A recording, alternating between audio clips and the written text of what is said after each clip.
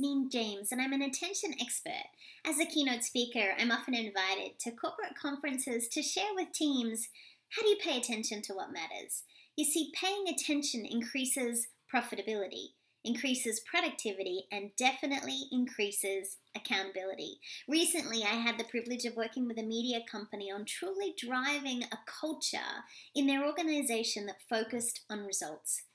This particular culture needed a little bit of a shift. And so what I was privileged to do was to work with the team to truly get them to focus so that we could be motivating and inspiring the leaders. Now, I look at it as kind of like a triangle. If you really want to accelerate your company culture, at the bottom, I think the bottom layer is really around focus. What is important to your organization?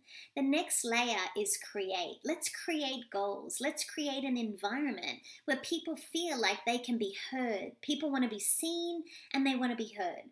The next level is decide. You've got to decide as a team that you want to create a culture of ownership, that you will have a team who are responsible and accountable for results. And then the next layer up, in my mind, is truly we need to reward people. Reward doesn't necessarily need to be financial. It might be recognition.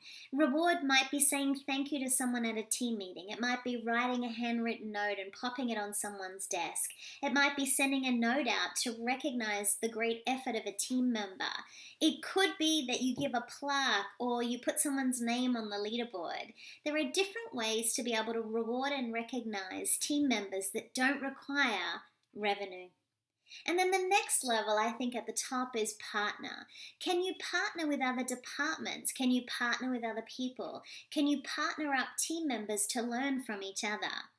As leaders, it is our responsibility to help our team focus.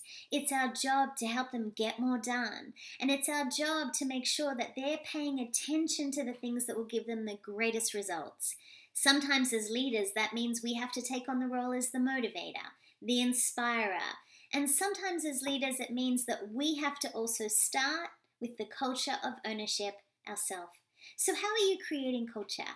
How are you driving results in your organization? I'd love to hear what else you would add to this. There's some practical ways to do all of this.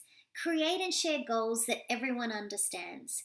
Create a communications program so everyone is on the same page, but make it fun. Share information through email, meetings, video updates. Maybe you get the team together, but creating a culture of ownership means communicating. It means focusing.